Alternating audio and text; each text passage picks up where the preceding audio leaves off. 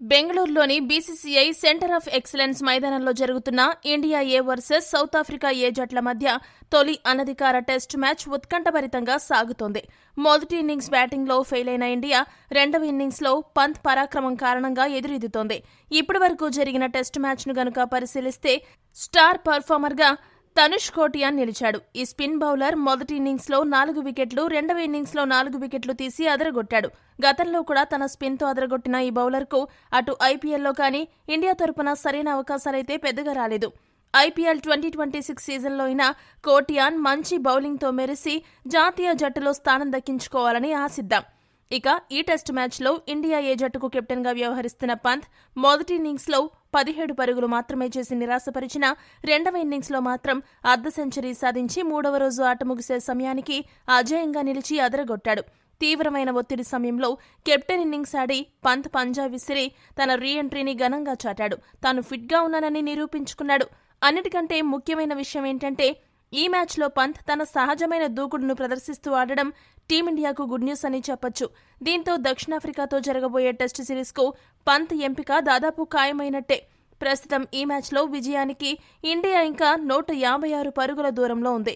ఇంత భారీ లక్ష్యాన్ని ఛేదించడానికి చేతిలో 6 వికెట్లున్నాయి. కానీ ప్రొఫెషనల్ బ్యాటర్స్ 2 మాత్రమే ఉన్నారు. మిగతా అందరూ టైలెండర్లు. దీంతో ఇండియాను గెలిపించే భారమంతా పంత్ పైనే ఉండనుంది. ఇక మూడవ రోజు హైలైట్స్ విషయానికి వస్తే సౌత్ ఆఫ్రికా ఏ జట్టు తమ రెండో ఇన్నింగ్స్ను 30 పరుగుల వద్ద వికెట్ నష్టపోకుండా ప్రారంభించింది.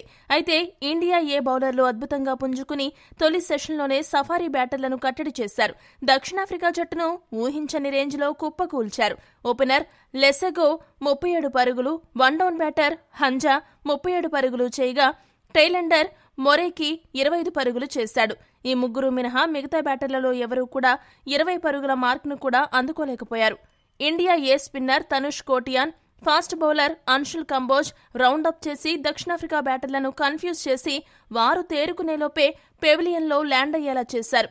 ఇద్దరి బౌలింగ్లో సఫారీ బ్యాట్స్మెన్ డగౌట్కు క్యూ కట్టారు. దీంతో దక్షిణాఫ్రికా జట్టు 199 పరుగులకే ఆలౌట్ అయింది. తనుష్ కోటియాన్ గింగిరాలు తిరిగే బంతులు విసిరి 26 పరుగులు మాత్రమే ఇచ్చి 4 వికెట్లు పడగొట్టగా కంబోజ్ 3 వికెట్లు, గుర్నూర్ బ్రార్ 2 వికెట్లు, సుతార్ 1 వికెట్ను దక్కించుకున్నారు. ఫలితంగా ఇండియా ఏ ముందు విజయం కోసం 275 పరుగుల లక్ష్యం ఉంచబడింది. ఛేదనలో 275 పరుగుల లక్ష్యంతో బరిలోకి దిగిన ఇండియా ఏ జట్టు తమ రెండవ ఇన్నింగ్స్ను ఆశించిన విధంగా ప్రారంభించలేకపోయింది. తొలి ఇన్నింగ్స్లో అర్ధశతకం చేసిన ఓపెనర్ ఆయుష్ మాత్రే ఈ ఇన్నింగ్స్లో 6 పరుగులు మాత్రమే చేసి త్వరగా అవుట్ అయ్యాడు. ఆ తర్వాత క్రీజ్లోకి వచ్చిన దేవదత్ పడిక్కల్ మరియు ఓపెనర్ సాయి సుదర్శన్ కూడా క్రీజ్లో ఎక్కువసేపు నిలబడలేకపోయారు. సాయి సుదర్శన్ 12 పరుగులకు, పడిక్కల్ 5 పరుగులకు అవుట్ అవడంతో ఇండియా ఏ కష్టాలు మరింతగా పెరిగాయి. 32 పరుగులకే 3 వికెట్లు కోల్పోయి ఇండియా ఏ కష్టాల్లో ఉన్న దశలో పంత్, పాటీదార్ కీలక భాగస్వామ్యాన్ని నిర్మించారు. పాటీదార్ పూర్తి డిఫెన్సివ్ అప్రోచ్తో బ్యాటింగ్ చేయగా పంత్ మాత్రం దూకుడుగాడుతూ స్కోరు వేగాన్ని పెంచాడు. ఇదే క్రమంలో అర్ధ సెంచరీ కూడా పూర్తి చేసుకున్నాడు. వీరిద్దరి భాగస్వామ్యం సాఫీగా సాగిపోతూ మరో 10 నిమిషాలలో మూడవ రోజు ఆట ముగుస్తుందనగా 28 పరుగుల వద్ద పాటీదార్ అవుట్ అయ్యాడు.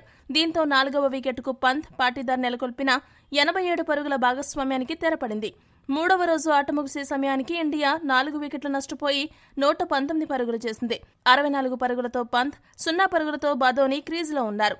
ఈ మ్యాచ్లో ఇండియా గెలవాలంటే పంత్ క్రీజులో ఉండాలి.